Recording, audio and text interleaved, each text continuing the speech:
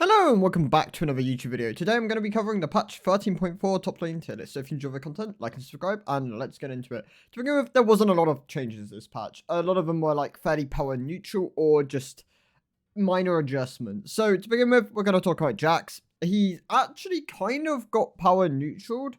A lot of it looked like nerfs, a lot of it was tailored towards his early game being hit, but then the E power going up when you get hit more, because it's no longer taking into account only the base damage, but also the ratio and the max health damage. It actually does a lot more damage, so overall, that was a buff. Even with all the ult nerfs, like the ult on hit getting nerfed, the ult resist getting nerfed, the base health going down, but then the health growth staying relatively similar. Overall, Jax is still in a fairly similar spot. He's still going to be strong. Honestly, still going to stay as a good ban. Around a 52% win rate at the moment, so I'm not going to move him. Thresh is another champ I want to quickly talk about. Thresh might have possibilities as a top laner. We've been testing it for a bit. It does have the ability to wave clear when you Emax. You have to go tank Thresh. This isn't some sort of lethal tempo AD variant. This is going to be pure tank Thresh with like Jack Show and Sunfires. Overall, it can work. There is also the iteration of Radiant, so give it a try, see what you think about it. I'm kind of testing on Aftershock Glacier at the moment. Those are the two main keystones, and let's keep going. So Annie is the first champ I'm going to remove. No one's really playing Annie top anymore. She got hit by nerfs this patch. If you're going to play Annie, probably just best to play her in the support and mid role. She's not going to be a bad top laner, and she's still relatively good, but no longer credible as a top laner. Viego is a champ I'm going to add into the D tier. Viego's popularity as a top laner has picked up quite a significant amount after the buffs this patch.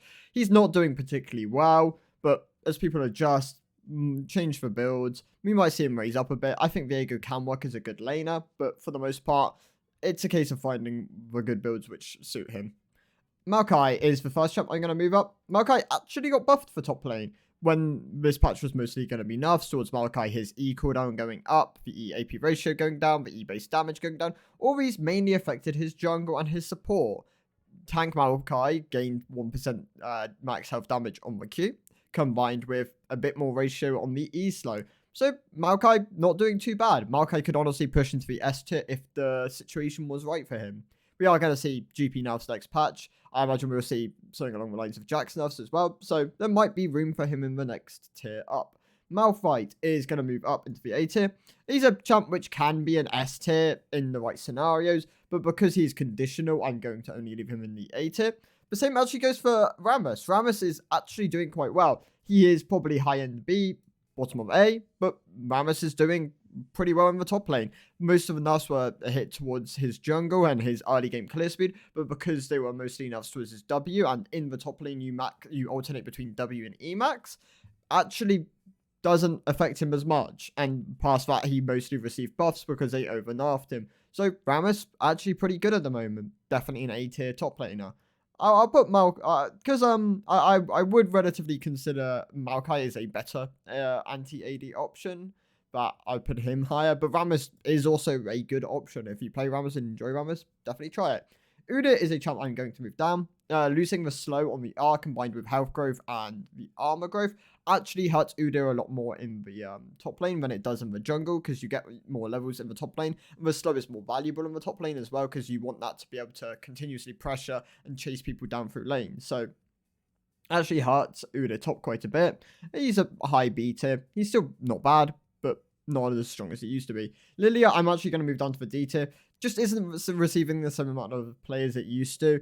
Doesn't seem to be doing particularly well. It has been hovering around a 46% win rate for a couple of patches, even after the buffs. So for the moment, I'm going to leave her in the D tier. I think she's relatively just a good answer to things like Scion and other tanks, which can't really catch up to her, and she can use her burn and max health damage to do a lot of damage to.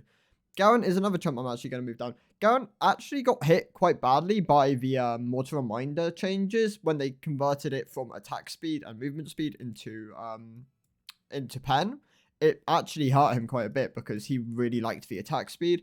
Cleaver is a good option on Garen, but he's not as strong as he used to be, so I'm going to move him down into the B tier. He's also more punishable the higher up you go, as this is tailored towards like Plat Plus.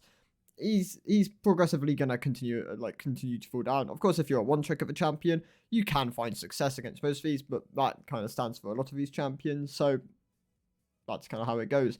Other champs I want to talk about, Aesop doing pretty well in the top lane, is fairly good in top and mid. He will probably get nerfed next patch. He's definitely on the strong side. Tristana is someone who is in B tier, even with a low win rate. I think Tristana top actually has a lot of promise. It's probably just people not being able to play it correctly.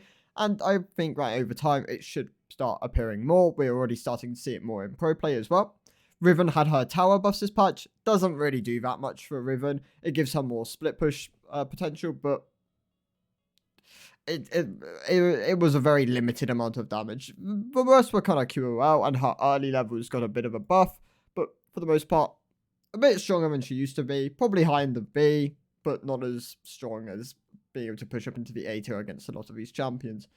So this is kind of where it's going to stand for the moment. Not a huge amount of changes. Of course, Alistar received AP ratio buffs. Still not enough to move him out of the F tier. He still sucks, like, in the top lane. Can be used as a niche counter pick. Of course, this can change if you're good of a champion and in condition with spots. But for the most part, F tier. And I got to another one where I kind of want to put him down into the C tier because Warden's Mail is actually really, really bad for this champion. And you can't really play him in Diamond Plus without someone building this item. So that's kind of how it goes. Thank you guys for watching. Like and subscribe, and I'll see you in the next one. Goodbye.